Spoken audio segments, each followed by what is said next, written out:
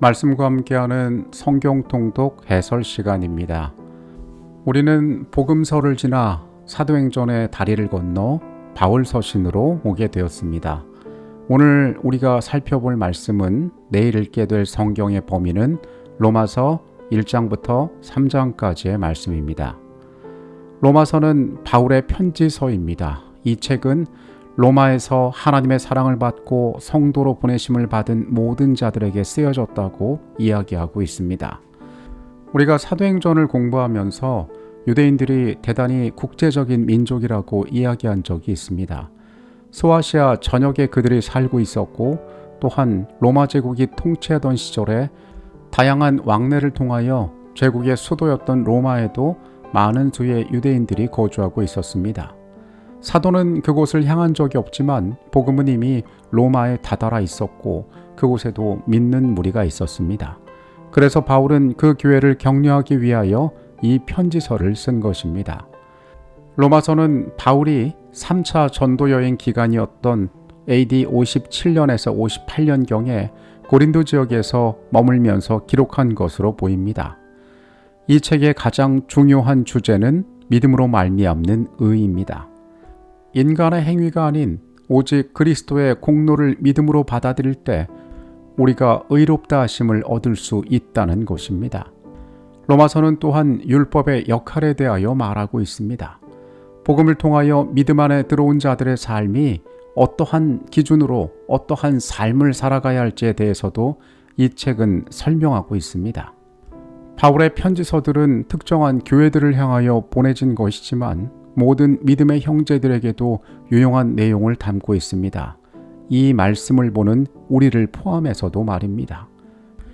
1장의 말씀으로 갑니다. 바울은 자신을 예수 그리스도의 종이라고 소개합니다. 복음은 하나님이 선지자들을 통하여 그의 아들에 관하여 성경에 미리 약속하신 것이라고 바울은 설명합니다. 앞서 이야기한 것처럼 이 편지는 로마에 있는 성도로 부르심을 받은 자들에게 보내진 것인데 바울은 그 로마에 있는 형제들을 만나고 그곳에서 복음을 전하기를 간절히 원한다고 밝히고 있습니다.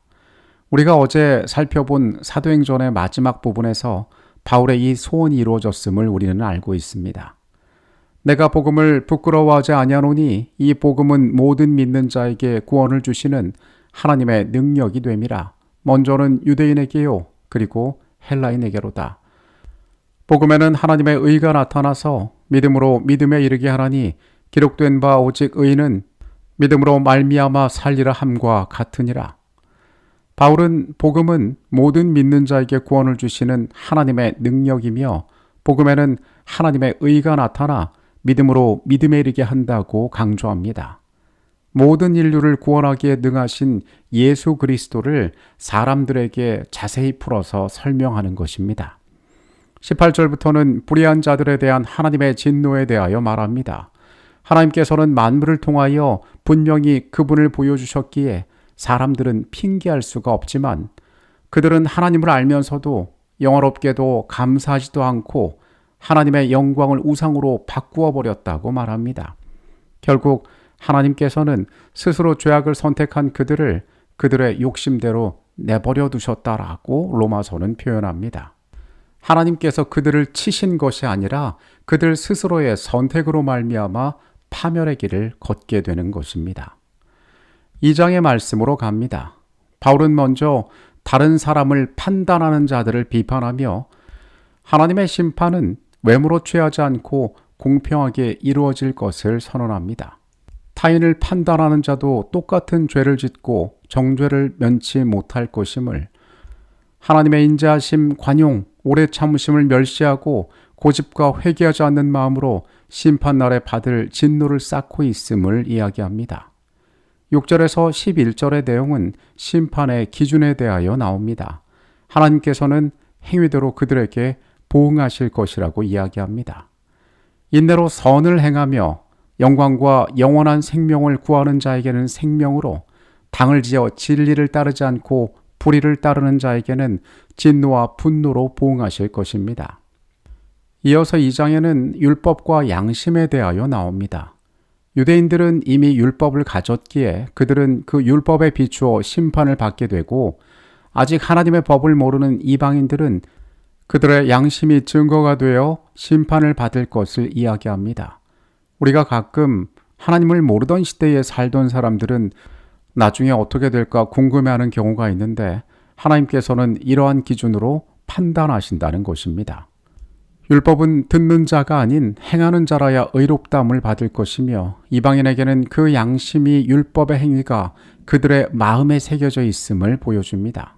2장이 말하는 것은 하나님께서는 공의로 판단하시는 심판자이시며 이방인이든 유대인이든 모든 사람에게 행위와 양심에 따라 심판하신다고 말하고 있습니다.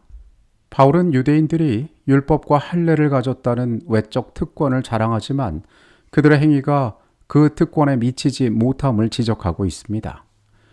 유대인들은 스스로 율법에 의지하고 하나님을 자랑하며 자신들이 율법을 통해 지식과 진리의 모본을 가졌다고 믿었습니다.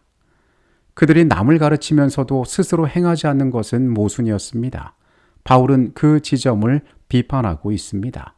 결국 이러한 행동 때문에 그들이 나눠야 할 진리의 빛은 오해되어지고 있고 하나님께서 이방인들 가운데 모독을 받고 계셨습니다. 바울은 유대인들이 자랑하던 그 유산들의 참된 가치를 설명합니다. 할례의 진정한 의미를 설명하며 외적인 표식보다 내적인 변화가 중요함을 강조합니다. 율법을 지키면 할례가 유익하지만 율법을 범하면 할례는 아무 소용이 없는 것이었습니다. 참된 유대인은 그들의 겉모습, 육체적인 할례를 받았다는 표식에 있는 것이 아니라 속사람에 있으며 참된 할례는 성령으로 말미암아 받는 마음의 변화를 뜻하는 할례인 것을 강조합니다. 3장의 말씀으로 갑니다.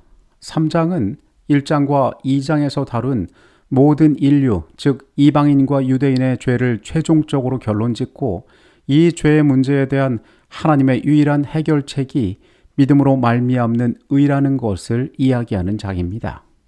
바울은 여기서도 유대인이 가진 특권에 대하여 이야기하는데요. 그들이 가진 율법이 의미 없어진 것은 아니지만은 그들이 이 율법을 가졌다고 해서 구원을 보장받지 못한다는 사실을 분명히 합니다.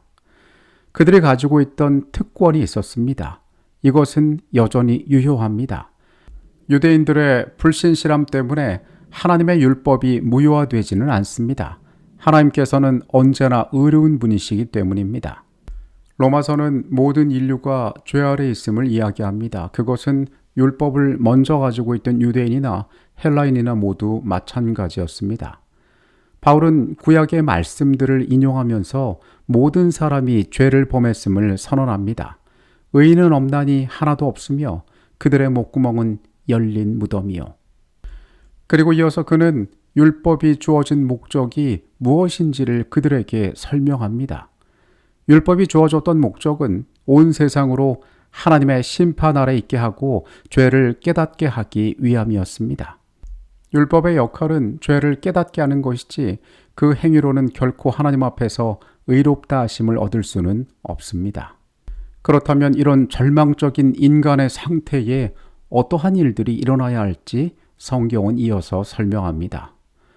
율법 외에 하나님의 한 의가 나타났는데 이는 곧 예수 그리스도를 믿음으로 말미암아 모든 믿는 자에게 미치는 하나님의 의가 나타난 것입니다. 여기에 베풀어진 이 의에는 아무런 차별이 없습니다. 예수 그리스도를 믿는 이 의는 모든 죄인을 위하여 주어진 것입니다.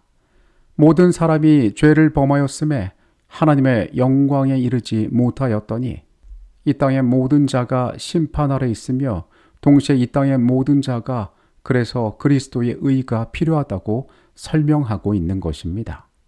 24절부터 26절까지의 말씀은 대속과 칭의에 대하여 이야기합니다. 우리는 예수 그리스도 아래 있는 속량으로 말미암아 하나님의 은혜로 값없이 의롭다 하심을 얻은 존재들입니다. 하나님께서는 예수를 그의 피로 화목제물로 세우셨습니다. 그분의 보혈로 말미암아 우리가 의롭다 하심을 얻게 된 것입니다. 3장의 결론 가운데 바울은 말합니다. 우리는 아무것도 자랑할 것이 없는 자라고 이야기합니다. 우리가 구원을 얻는 것은 율법의 행위가 아니라 믿음으로 받기 때문입니다. 바울은 편지에서 이 구원하는 도가 유대인뿐 아니라 이방인에게도 주어졌음을, 세상 모두에게 베풀어진 은혜임을 이야기합니다. 31장에서 바울은 율법의 역할에 대하여 다시 한번 강조합니다. 그런즉 우리가 믿음으로 말미암아 율법을 파괴하느냐? 그럴 수 없느니라. 도리어 율법을 굳게 세우느니라. 예수님이 세상에 오셨을 때에 많은 사람들은 그분이 전혀 다른 복음을 들고 와서 이전의 질서를 파괴한다라고 생각하였습니다. 그러나 그분께서는 율법을 파괴하신 분이 아니셨습니다. 그분께서는 율법을 완전케 하기 위하여 오셨습니다. 율법은 하나님의 품성을 보여주고 사람들로 하여금 죄가 무엇인지를 깨닫게 하는 역할을 하였습니다. 그러나 그 행위 자체에는 구원이 없습니다. 우리가 알고 있듯이 예수 그리스도의 희생을 통하여 주어진 그 은혜로 말미암아 모든 인류는 구원의 선물을 받을 수 있습니다. 그리스도의 구원과 율법은 서로 상충하는 관계가 아닙니다. 바울은 이 사실을 우리에게 설명해 주고 있습니다. 로마서의 말씀을 통하여 죄 아래 있는 우리가 얼마나 속절없는 존재인지, 그리스도께서 우리에게 얼마나 놀라운 분이신지, 그리고 율법은 우리 안에서 어떠한 역할들을 하고 있는지 발견하게 됐으면 좋겠습니다. 좋은 밤 되시고요. 저는 내일 다시 찾아오겠습니다. 하나님, 우리의 시간들 속에 함께 계셔서 우리가 누구이며 우리가 무엇을 향하여 나아가고 우리가 어떠한 생각과 마음으로 살아야 하는지 깨닫게 하여 주시옵소서. 연약한 내 스스로가 이루고 있는 작은 율법의 성취를 나의 의의 전부인 것처럼 착각하지 않게 하여 주시옵소서. 오직 그리스도의 의로 말미암아 내가 구원받았음을 매 순간 잊지 않고 감사하는 존재가 되게 하여 주시옵소서. 우리의 의로운 중보자 되신 예수 그리스도 이름으로 기도합니다. 아멘.